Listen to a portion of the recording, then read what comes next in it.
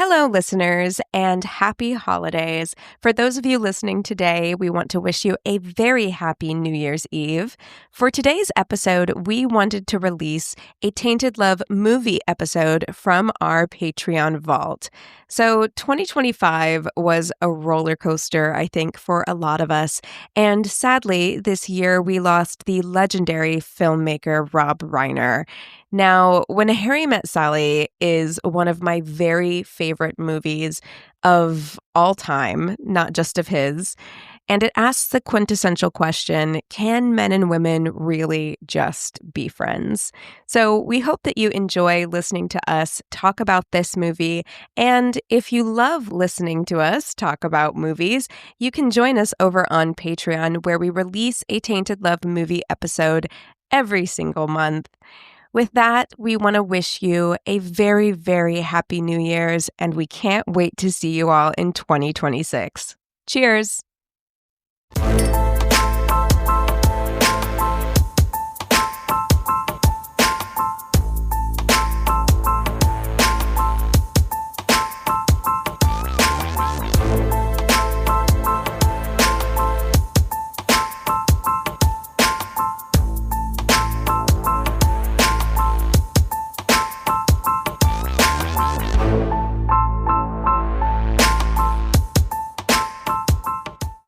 Hey everyone, welcome to a special edition. This isn't the special edition one. Sorry, guys. No, it's special to me. It is in my special heart. to you. Yeah. I'm like, I keep forgetting because we're doing a bonus one, and this is not the day that we normally record, but this is our, this is our Tainted Love for December. This is Keegan's choice. Yes.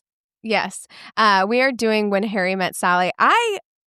I love this movie. I know that there's a lot of stuff to talk about with this movie. There's a lot to talk about. The writing is so good. I personally think it is probably like the top of the pyramid for romantic comedies. I agree. I think it's what a lot of rom-coms aspire to 100%. be. And I think you nailed it. I think it's the partnership between Nora Ephron and Rob Reiner. Mm-hmm. Yes, because the writing is so fucking funny. Right, and it is that real rom-com thing where it's not the way people talk, right? Like, this isn't the way people talk. It's not the way that people like interact in real life. It's too clever. It has like a real Gilmore Girls vibe in that way, where it's like they're too clever and witty and people don't talk You're like this. Okay, you're not that cool. Carrie Fisher, by the end of this movie, I was fucking crying. She's like, the best. You're right. I know you're right. I know you're right. She's the best. The whole wagon wheel conversation so funny to me. I've never watched this movie. Yeah. Oh my God. I've never seen it. I'm not gonna lie to you. I'm a little like I'm nervous about your takes. All right. I'll let you read the synopsis real quick, and then we'll jump right into it. We will jump in. Okay. In 1977, college graduates Harry Burns. We'll talk about this. Because it's like that does not look like a college student. I know. You have a receding hairline. They did their best. They did the best they could that with they him. put on the front of his head. Okay, anyway. Yay. College graduates Harry Burns, Billy Crystal, and Sally Albright, Meg Ryan, share a contentious car ride from Chicago to New York, during which they argue about whether men and women can truly ever strictly be friends. 10 years later, Harry and Sally meet again at a bookstore, and in the company of their respective best friends, Jess, Bruno Kirby, and Marie, Carrie Fisher, attempt to stay friends without sex becoming an issue between them. So, there's a lot here. There's a lot. I have to, first of all, since I've never seen it, I need you to know how a first-time viewing in the year of 2020... I 2022. really love the take, because I'm like, I've seen this movie like a million times. Yeah. One of my faves. Yeah, me too. First of all, I need you to know why I've avoided it. Why have you avoided it? Because the only thing you ever hear about with Harry Met Sally is the whole sex, or not the sex scene, but like the whole orgasm and that whole secondhand embarrassment. Like, I just couldn't fucking watch it. I was like, if that's what this is about, I'm not in. The whole movie is about... No, I mean, but you know what I mean? It feels like, I'm like, if it's going to just be like that whole second, like... Oh, it's weird, not that. Like, I don't like movies like that either. I'm not a fan of like those movies that just make you uncomfortable the whole time. I love this movie. Oh my God, I'm so relieved. I absolutely loved it.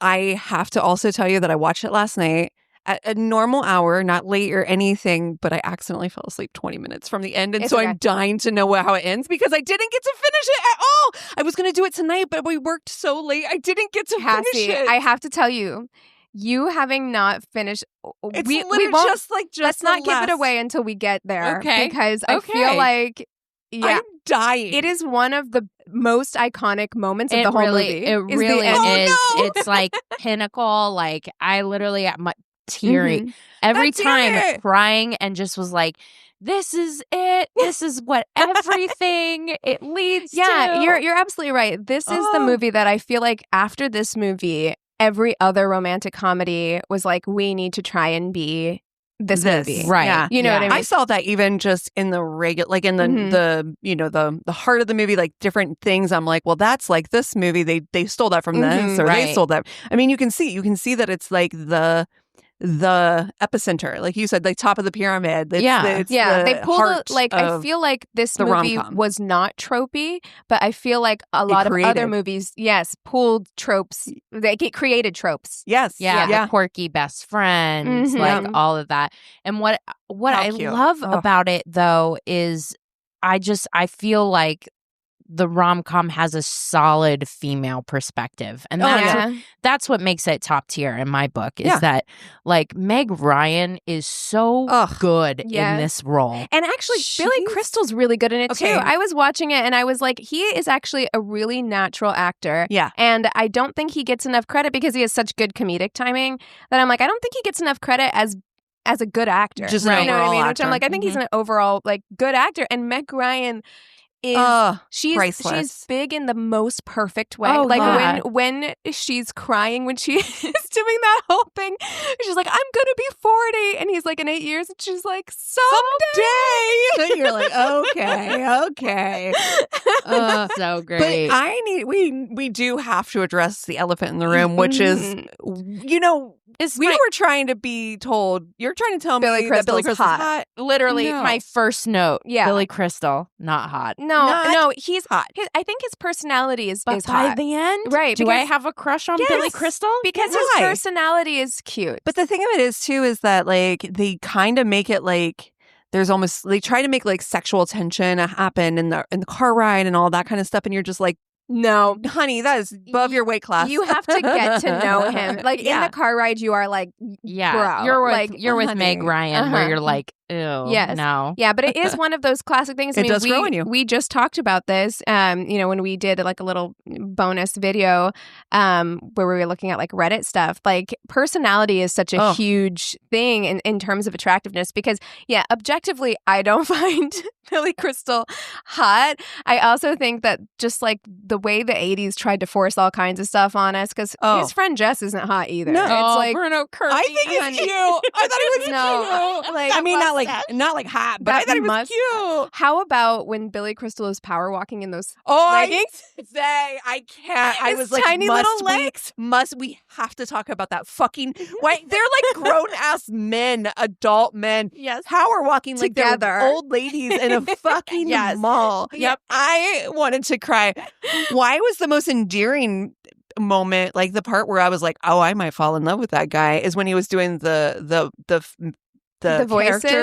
character voices when they were talking to I know. That whole scene, I was like, that's fun. Well, it's because I feel like this movie has one of the healthiest takes for rom-coms too, where you're looking at them really develop a real friendship, a real relationship. And so like along with Meg Ryan, I'm falling in love with Billy Crystal. Yeah, because I feel like most romantic comedies, or just like most romance movies in general, and same for romance books, it's a trope, it's one of those things, but it's basically like two hot people, same vicinity, are in love for some reason. You know what I mean? Yeah. Like, you don't really like get a lot of like development in terms of like, why are they in love? Like, do they like each other? Like, you don't know. Have the same interests. Yeah, and you can see that these are two people who like genuinely enjoy each other's company. It takes its time with that, like when they're on the phone watching Casablanca together, like, and the way that it's shot too was so intimate because it did it in that split screen where it looked like they were in bed together, where it really implied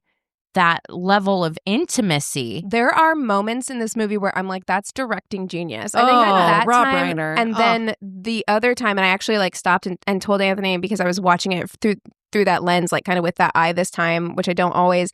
The part where they go to the first New Year's Eve party and they're dancing and the camera, or they're rotating and the camera's just and then you get to see their faces and they see them both realize, there's something more. And I was like, what a genius directorial like idea to do it like that. It was so good. But yes, the movie opens in 1977. They're on the University of Chicago campus. Meg Ryan's blue eyeshadow stealing the show. Incredible. I have to say, Sally Albright, fashion icon. I wrote that down. Wait, why no. Why is she wearing shorts to her knees, but then also socks to her knees? Yeah, wear pants, bitch. I don't know. Just wear pants. Dude, but as she progresses, as she ages, her style is rad. Giving realness. I love it. It's Meg Ryan fall, and I love it so much. But so they meet, and first of all, the movie opens with just like Billy Crystal sucking face with this woman,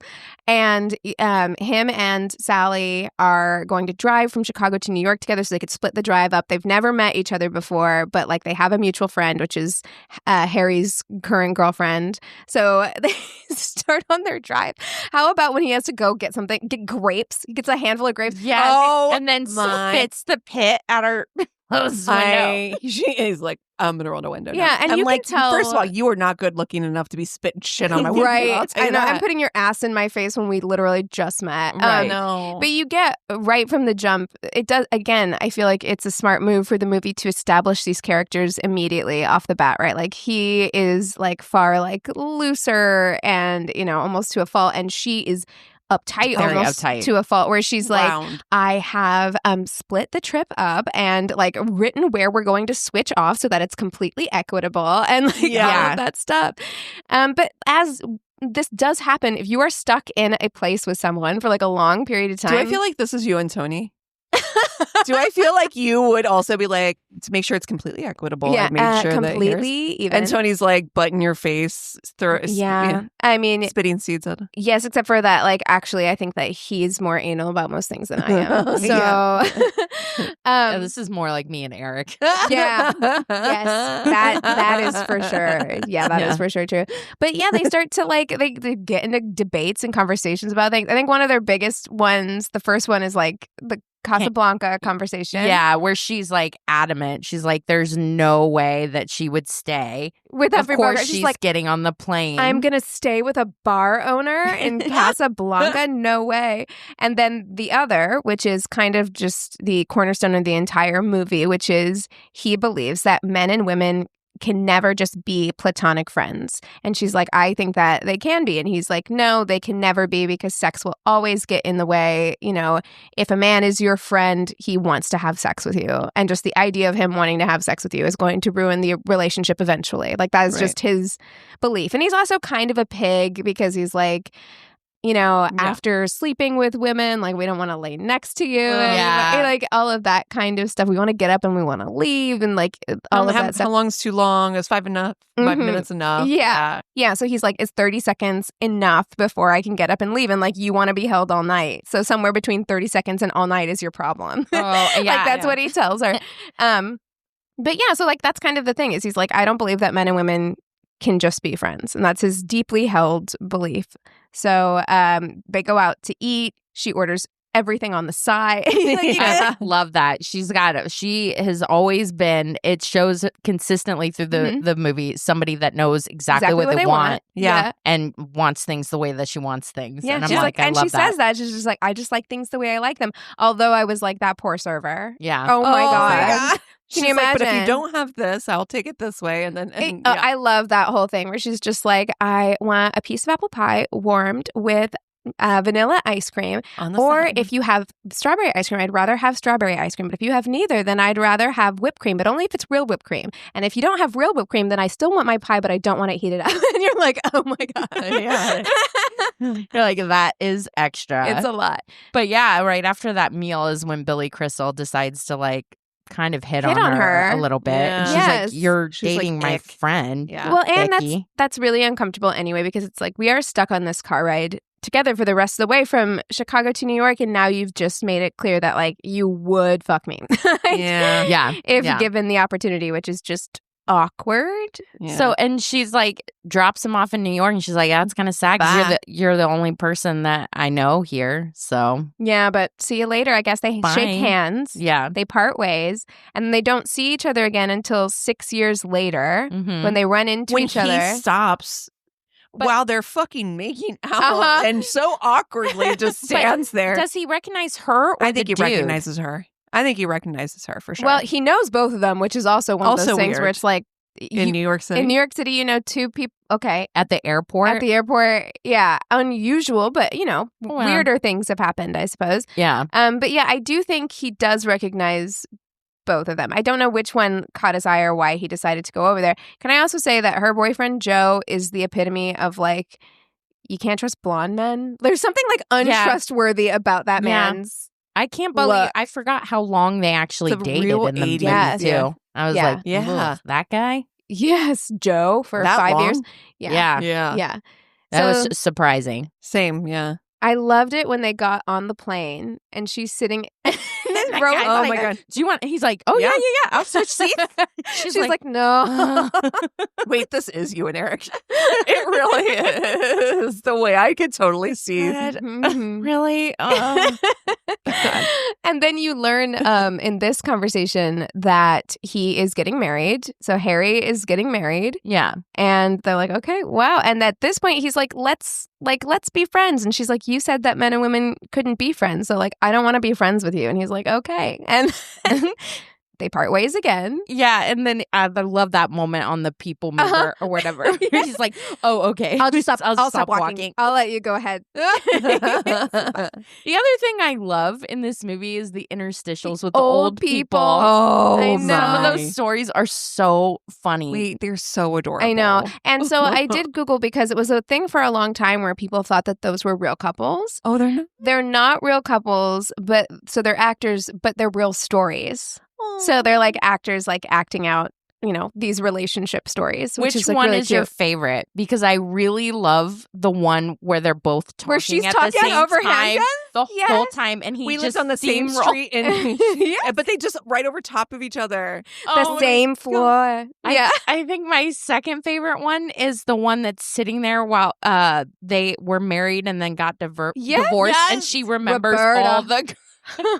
Roberta. Yes. No, that was Meredith, you know, or whatever, right? Mm-hmm. Exactly. Mm-hmm. It's like, he's like, she remembers all of his dating history if he doesn't. And then she's like, brilliant. 35 years since the first wedding. I'm like, amazing. No, I love that. I mean, again, I just think that this movie is so brilliant in the way that it did it, because that's how it broke up time. Basically, it was like to show that time had passed instead of doing like some kind of montage or doing some kind of like fade in, fade out kind of situation. Love that. Yeah, I loved it. And so the next time you see them, you're introduced to Carrie Fisher and Meg Ryan's other friend who's dating a married guy. He's not going to leave his wife. I know. You're right. You're right. And she has a Rolodex that she keeps in her purse. Think that he's not going to leave his wife. She's like, he's not. He's not. I know. It's so funny how direct her friends are with her. Like, he's seriously not going to. We're not no going one to. ever one, thinks no that. One no that. One thinks that. No one has ever. I know. You're right. I know. I love her. I love her in this movie. Oh, yeah, she's amazing. She's amazing. Oh. Like, she's so good in this movie. She really I love is this whole so charming. Movie. It's so charming. This movie and so just good. feels really nice. Like, it's one of those movies that, like, it is a fall or winter movie because it makes you feel so, like, cozy. Like, you just feel, like, warmed up and wrapped up, and you care about all these people. Like, I care about Carrie Fisher. I don't think Jess is hot, but I care about him. I'm like, I want you to be happy. I want her to have a guy that's going to treat her right. And Jess seems like a nice guy. I mean, he got rid of his wagon wheel. Yeah, he did. No, he really loves her. Like, and they love each other. I think that the instant chemistry between them, I was like, when she like literally quotes his fucking article, he's like, I've never had me quoted back to me before. They're like, okay, but be cool. He's like, yeah, you know what? I'm going to grab his cab. She's like, I'm coming, babe. Like, casual, guys. No, yeah, the chemistry between them is actually really nice and natural. Like, it really feels like this is a real couple. And, it was so good. I believe it completely. Yeah. But yeah, so you're introduced to her friends, and she very casually says, Joe and I broke up, and they'd been dating, I guess, for like 5 years. And yeah, she's like, I'm fine. Yeah, we wanted different things, and it's totally fine. And you learn at the same time because Harry is out to a Giants game with Jess, doing the wave, which is so funny. While he's having this in-depth conversation. Yeah, the best. Like, what a good scene. Yes. That's a Rob Reiner right there. I mean, you see it written all over that scene. Absolutely. He's telling his friend about his divorce and like how his wife just like one day was like, I'm leaving you, basically, to go be with Ira. What is it, like her accountant or something like that? Yeah. So you learn that like he's getting divorced. She's just had a breakup. What could happen next? And then they're at the bookstore, and Carrie Fisher is like the guy in Self-Improvement, like won't stop staring at you, and it turned out to be Billy Crystal, Harry. So they meet again. All the bookstores in all of New York. Yeah, they meet again 10 years later after first having met, and this is kind of when their actual friendship blossoms. Yeah. And it's just a really beautiful, like this whole period of the movie is so beautiful. It's my favorite part of the movie. Yeah. Actually, my second, because of course, I mean, how do you get over the ending? But the way you guys must tell me everything. We will. We will. You don't know how upset I was. I was so mad, and I'm like, I totally fell asleep. I tried so hard. No, look, and it wasn't because it was bad. Life's hard. It's But the showing and the way that he showed their burgeoning friendship and the little things that he chose to include, like them just talking on the phone, them starting to have personal jokes within their friendship. And I thought it was, you just don't see that in other rom-coms. It made me think about other rom-coms that I've seen lately, and I'm like, yeah, you really don't get that development. It's pale. Yeah. And like he always makes her feel really comfortable, like because she feels uncomfortable telling him the first time that she's going to go on a date because she's like, I don't know, I didn't know if you'd feel weird about that because we're spending so much time together as friends. And he was just like, no, like, is that what you're gonna wear? Like, you should wear something. He's very like supportive, even though you can see that they are very fond of each other. Sure. There's still you can see that they're kind of fighting a chemistry that's building, but it's not enough to like derail the understanding of the friendship. Right, exactly. Yeah. Can we please talk about Billy Crystal's apartment? That New York apartment. And the rug. The rug alone. Like, how expensive is that fucking rug? The way I thought about how expensive that fucking rug. Yes, because rugs are so expensive. And that thing was, how big was that rug? Huge. With those windows. Yeah. I was like, he did say he kept the apartment in the thing. So that was like the big deal. That was like his married apartment, right? So he got to keep the apartment. And the way he was like so nonchalant, like, oh, how big of a deal can it be to get an apartment in New York? That apartment? Honey, so big of a deal. Are you kidding me? That's a wealth builder is what it is. Yes. Oh, God. Yeah. The way I did think, like, that's a boomer situation right there. Like, he got that apartment. He held on to that apartment. That apartment is still rent controlled. Yeah. Harry is still living in that apartment with Sally. He passed it down to somebody. Yes, that's right. But yeah, no, I just think like this whole section is really beautiful. And you do see, so they had made this kind of agreement that if they didn't have anyone to go to New Year's with, that they would go together as friends. And so you see them go to New Year's together, and that's the first time that you're like, when they're dancing together, right? Where you're like, they have the realization that they have feelings for each other, but they still fight the whole thing. And that's why they decide to try and hook the other up with their friend. So Sally's like, I'm going to try and hook Carrie Fisher, Marie, up with Harry. And Harry's like, I'll hook Jess up with Sally. I think to try and get them out of the way. Like, make sure that they're partnered up so that they can't date them. Right? Well, yeah. And I think it speaks to how highly both of them value the friendship at this point. Right. That they don't want to do something to jeopardize it. Yeah. So, yeah, which of course, Jess and Marie literally hook up like immediately. Immediately. That dinner is so funny to me because of the lack of chemistry and the lack of interest between like Marie and Harry and Sally and Jess. Like, almost they're just like egregiously. Like, Sally was like, her face. She was like, so uncomfortable. Get me out of yeah. here. Oh my God. I can't wait for this date to be over. But then, she does quote a line from his article and immediately sparks fly. And they're like super into each other. And it's so cute. I think really that is. relationship is really cute. Yeah. I love it. Mm-hmm. I also think I know the fake orgasm scene is like, secondhand embarrassment, but I don't get that from it. I don't get that from it just because she's not embarrassed. Do you know what I mean? Yeah. Like she's like fine with it. And I also just think it's revolution. Like when before was there that the topic of like women faking it? Did we talk about that? And I think that's awesome. Yeah. And I do love how confident Billy Crystal is. I do think it's the first time that was really talked about on that level.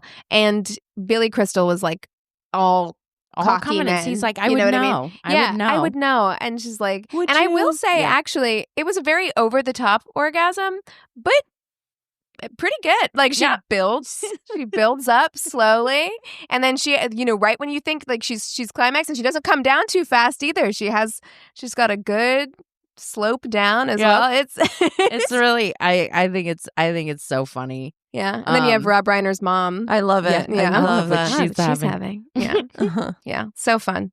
But then you have Meg Ryan's breakdown, which I definitely understand when you can be in like a really healthy place about the breakup. We just wanted two different things until you realize that he has moved on. He's moved on and he's getting married. Yeah. And doing the whole thing that I felt that line where it's like it's not that he didn't want those things, it's that he didn't want them those with me. Yeah. Oof. And I'm like, oh. Yeah. Oof. Yes. I totally get it too. And this is coming right on the heels as well of like, so Jess and Maria are getting married now. Yep. And when they're at Sharper Image singing her terrible singing voice. It's like, it's my singing, isn't it?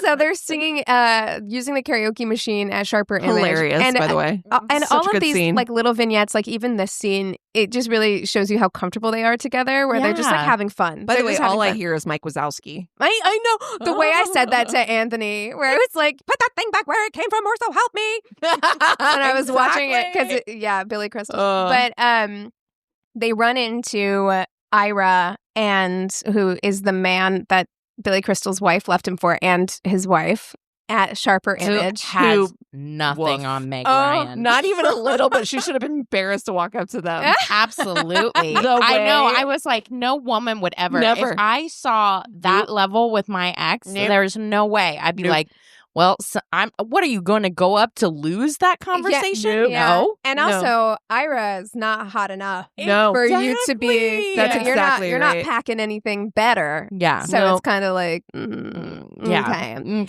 But yeah, I mean, it really throws Billy Crystal for a loop, and like they have.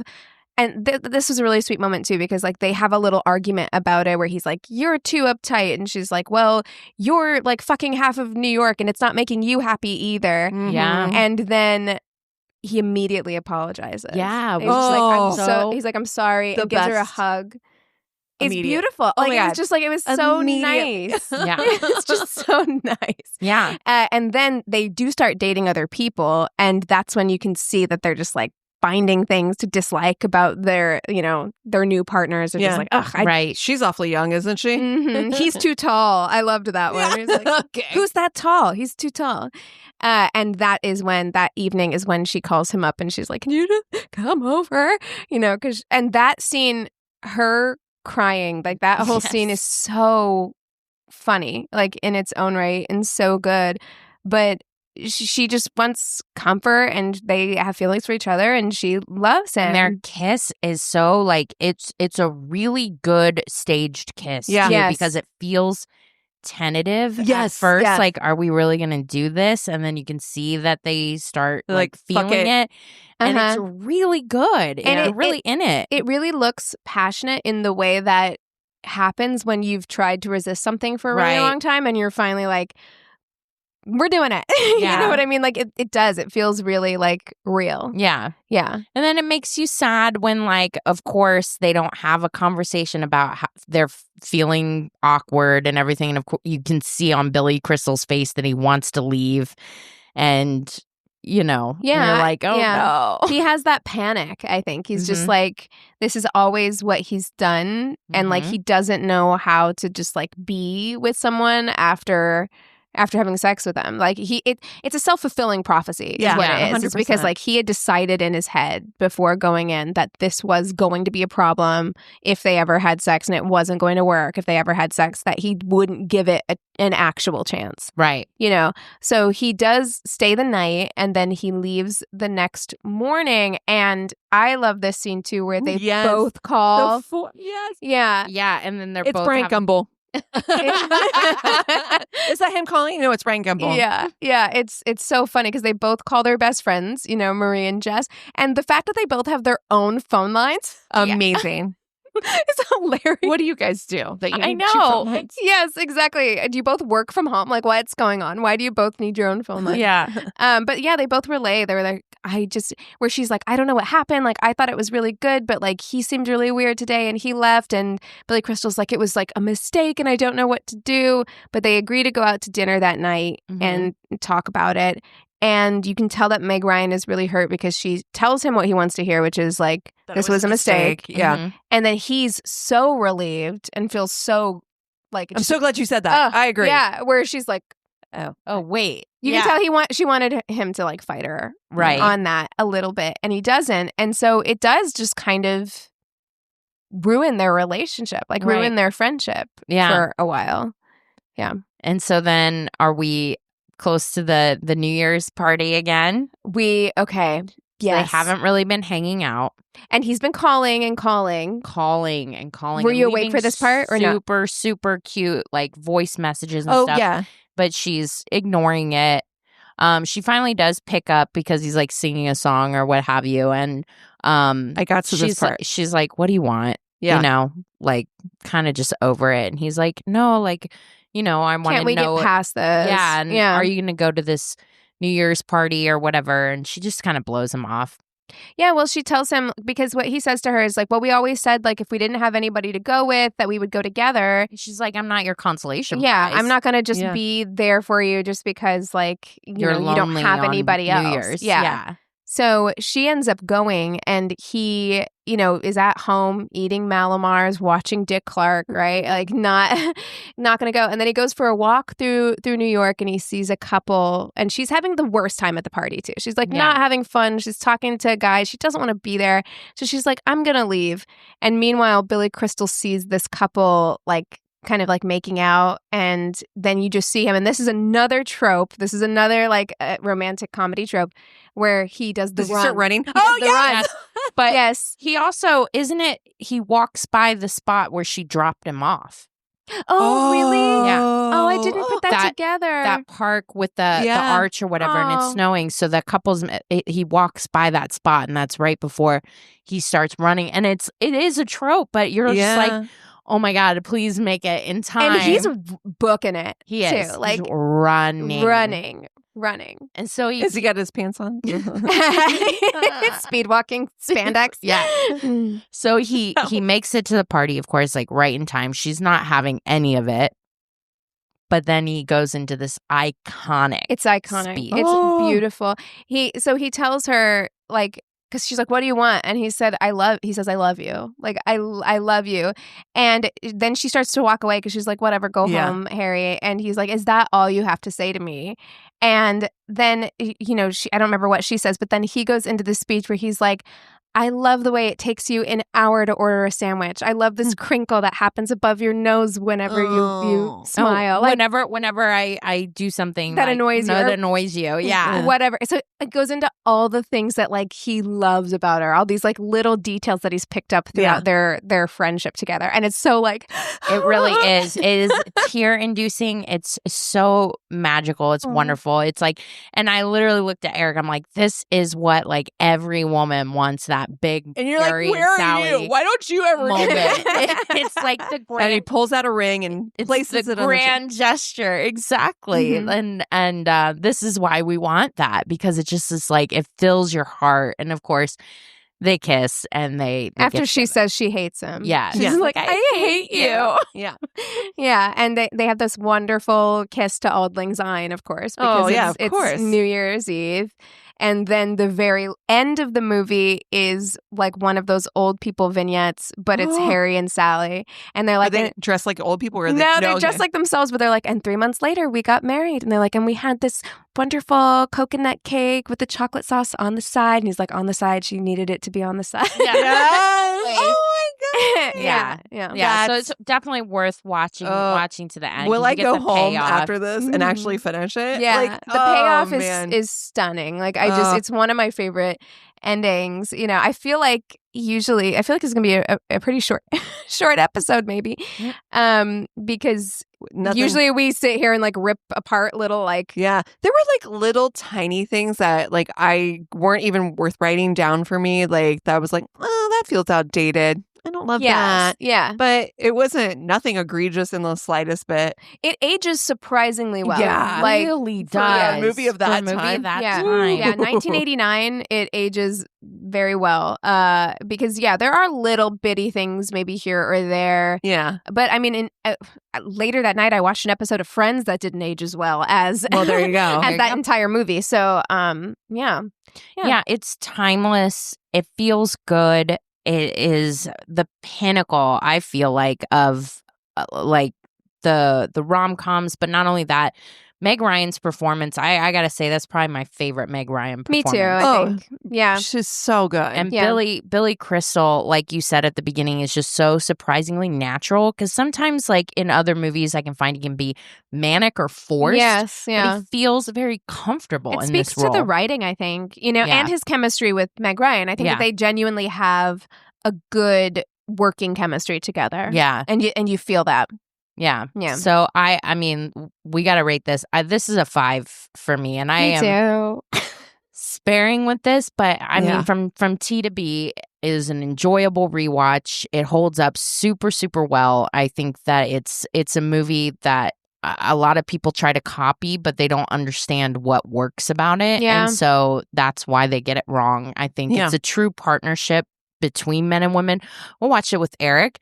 And I forget if he said he had never watched it before or if it had been a really long time, but he was like, I'm really enjoying this. Yes. Yeah, it's really well done. Yeah. And you're right, T to B. As far as like, it starts off immediately, it goes, and it doesn't stop. Like, you're invested immediately in it. Like, you don't have to, like, it doesn't have to grow on you. It's just, you're in. 90 minutes. It's an hour and a half, too, which is just like, clean. They just get into it.